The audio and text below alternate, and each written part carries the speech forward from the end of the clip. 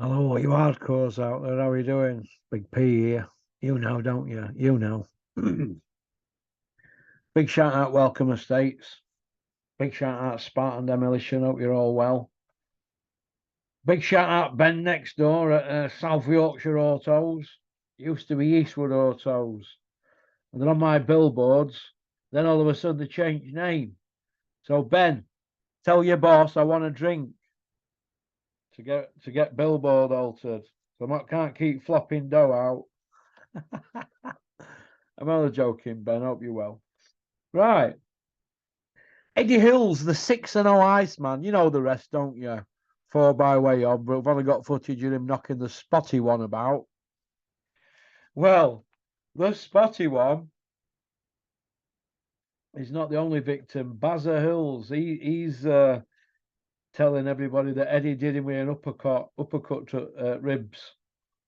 No, it just shows you, doesn't it? But anyway, Eddie's running around like an headless chicken saying that Beta Beav and Canelo's a great fight. Yeah, but that's what we don't want, Eddie. We don't want Beta Beav and Canelo. We want undisputed. That means all the belts on the line instead of this fractured stuff.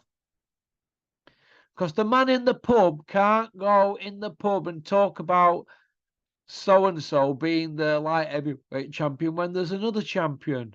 There's two champions in one weight. That's like having two World Cup winners at football, isn't it?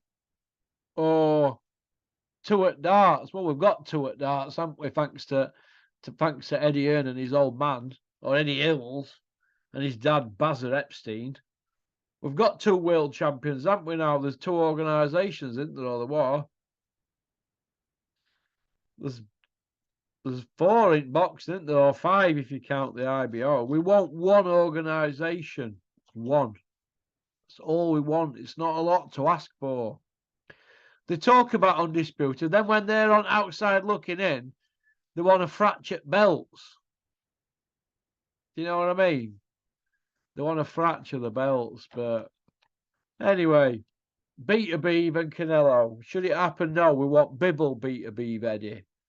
Stop putting Canelo at mix for that fight. Like you're trying to put Joshua at mix for that Ngannou. Joshua's not going to get near him. He wouldn't even dare dream about fighting him. Do you know what I mean? What do I think about this DAZN carry on with money? Well, it's obvious they're saying Joshua's not pay-per-view, but they're charging you 20 quid for a month to watch it. And if you only and you've got to cancel it every 30 days or something. So if you cancel it 30 days from when he fights, you're paying 220 quids. So technically it's 40 quid. So they are getting the pay-per-view money off you. They're just getting it in other ways. So don't be fooled. Anybody who's got any sense just won't buy it, will they? You know, they'll go do what other people do to watch boxing for free. Right. Would I like to see Dylan White against Dubois? Yeah, I would. I think that's the only route back now for Dylan White, because for Dylan White now to get in the mix for a world title fight, he's got to get an eliminator, then a final eliminator. That's two fights. And he's saying he were nearly 4 years put to one side when he were mandatory before, which he weren't, but in their heads they're convinced they are.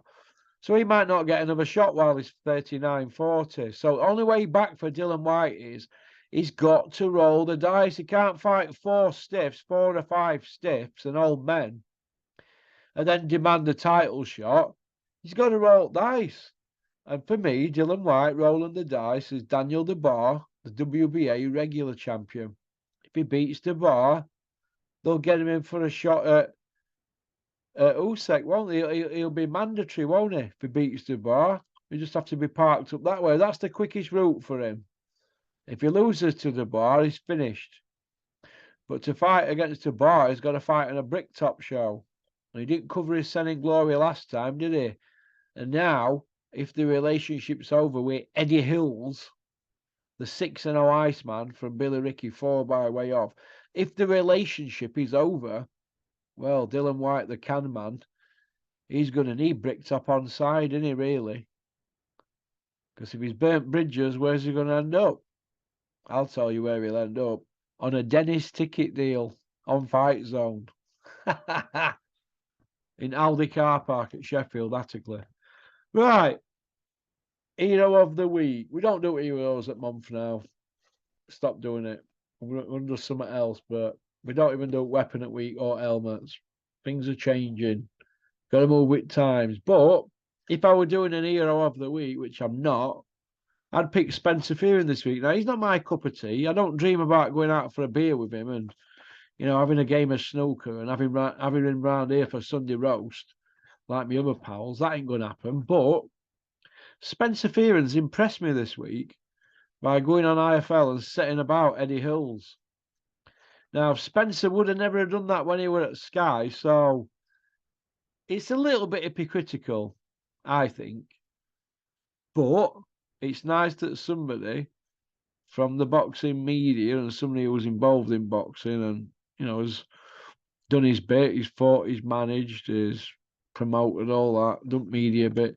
That somebody comes out and says it as he sees it. So big up Spencer Fearon, but Spencer, it don't mean that we're going to be swapping spit in showers.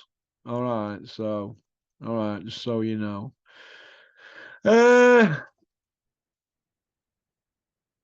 What's this here? Oh, Joshua Boazzi, yeah. Where's he going, him, Joshua Boazzi? Where does he go, him, now? I don't really know, to be honest. I don't really know what's happening with him. So, I don't know. I don't really care. He's from 2016 Olympic team bronze medal. We're now in 2023. He's not even fought for a European title yet, never mind a world title. So, Martin McCauley's gone to Sky and Boxer. So, well done to Martin McCauley. Is Martin McCauley's skill set any good, Russell? I think it is. I think it's better than Larry Holmes' skill set. But we just don't know what Martin McCauley were going to turn up. I mean, he's already quit in one fight, hasn't he? So we know that he's got quit in him. That means he's got the heart of a processed pea. But Billy Nelson's going to tell us, no, he ain't got no quit in him. So I hope Billy Nelson's right, because I think he's probably up there in the top 5 of the most skilled heavyweights with Fury, Usyk, Andy Ruiz, and who's the other one I like? Luis Ortiz, although he's knocking on a bit now, isn't he? He's up there for skill sets. Martin McCauley, really, really good skill set on him. So let's see. But who do I rate as the top 3 heavyweights in the world at the moment? I'm not doing top 10s and top 5s. I'm just going to do a top 3. Well, I think the third position is going to have to be. I think the third position will be Joe Joyce and Anthony Joshua. They'd have to fight to see who's third best. I think Wilder and Ruiz should fight to see who's second best. And I think Fury and Usyk should fight to see who's the best. And the losers should all fight each other. And them 6 could have a round robin, and you could have substitutes in that, couldn't you? You could have Ergovic, Dubois, could put them in there, couldn't you? Luis Ortiz, and could put him in. Dylan White, Chisora could be a mix as well for UK version. You could have a little round robin here. Fury, Usyk, Wilder, Ruiz, Joshua, Joyce. Have a little tournament with them and finally get undisputed that way, because everything else is just taking forever. You know what I mean? How many American trainers can we name who are training our boxers? Well, Joshua's being trained by Derek James. Dylan White's being trained by Buddy McGirt. That's 2, isn't it? Who else we got? Wilder's trained, but Wilder's not English, is he? That's 2. Callum Smith's being trained by Buddy McGirt, but he's not heavyweight, is he? So everybody seems to want. Boaz is being trained by Virgil Hunter. Everybody seems to want to let these Americans train them. Tyson Fury's being trained by Sugar Hill.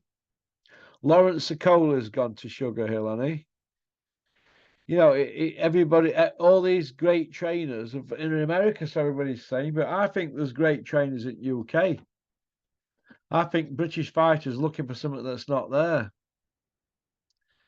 Do you know what I mean? Surely English trainers can train fighters how to fight on inside or to punch hard and let the hands go. I mean, I don't want to hear all this Kronk style and all this nonsense.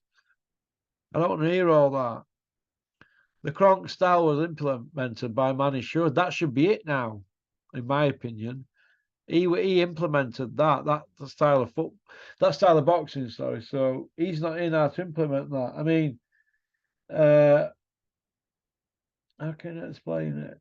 I forgot which. You know that Total Football in 1974 that Cruyff and them played. Do you know what I mean? That was fantastic football, wasn't it? Now, people that play that kind of football now, they don't call it total football, do they? Do you know what I mean? Kind of thing. So, but hey ho.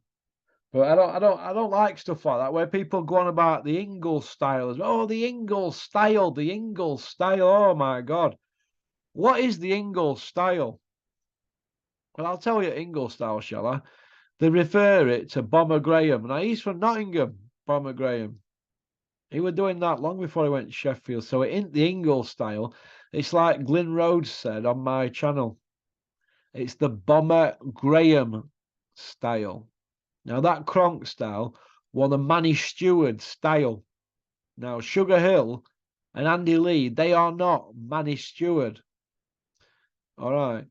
Now these Dutch footballers that play now, they're not Johan Cruyff, are they? See where I'm going with it? I hope that's explained it. Who's got easiest job here? Robert Garcia training Joshua for OSEC, or Derek James training Joshua for a waste man, Franklin. So you'd say Derek James has got an easier job. So if Joshua knocks Franklin out, which he should do inside 3 rounds, does that mean Derek James is a better trainer than Garcia? No, it doesn't. Could Derek James have got it win over Usyk? No, I don't think he could. So all this going around trainers and all that, all I think Joshua's done is he's over thought things and put too many obstacles in front. He's done it. He's done his head in. Instead of making best of what he's got, instead of trying to fight like Muhammad Ali, he should concentrate on trying to be Anthony Joshua. Be the best Anthony Joshua. Don't try and be somebody else. So that's about it, really. Americans just covered that. We covered that Dylan White one. With Dylan White, I'd like to see him against Dubois. Copper box on a brick top pay-per-view. That'd be good, wouldn't it? That'd be good. We covered the Batsy. Dave Allen's coming back and he fights next week on a Dennis show. Dennis is not even going to his show. He's in Italy at the moment. So he's not even going his own show next weekend. So that'd be interesting, won't it? Maybe Max can fill in for Dennis. Heart of a breadcrumb.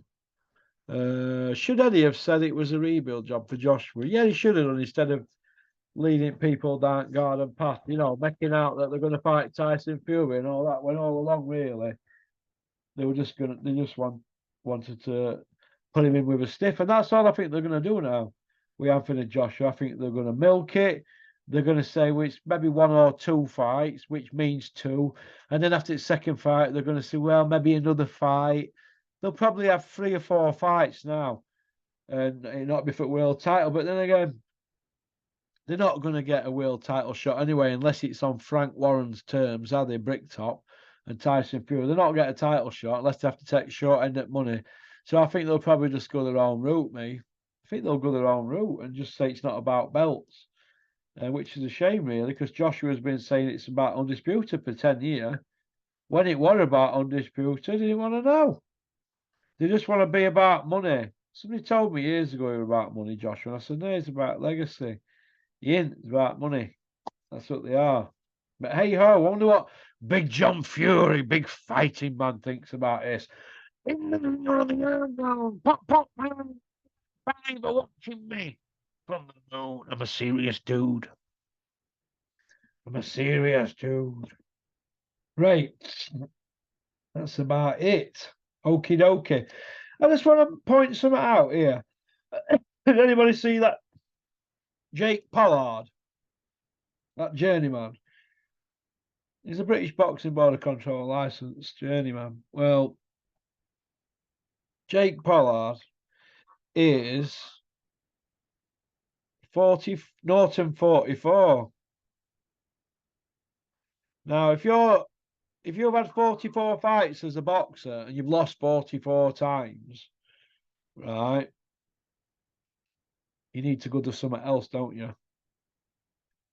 Because if I had a tech guy and I asked him to do something for me, and I think is he 40, not in 44 or not in 42, whatever he is. Look, this is how I look at it. If you've not had a win out of 40 odd fights, 42 fights, right? If you've not had a win, you're not a boxer, Jake. Don't take it personally, but you've got 2 more fights booked in March. Now, if you've lost 42 on trot, you're going to lose them too, aren't you? Do you know what I mean, kind of thing? But I just think that how's this? I want to know. I want to know from Boxing Board of Control. I want to know our man with 42 fights has 2 more fights lined up with the British Boxing Board of Control licensing him. You've got 2 fights lined up in March, right?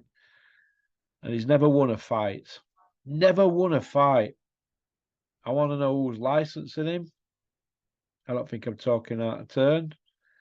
I just think it's bad for the sport. People hanging around, they're just there to get knocked about. Who's looking out for these kids here?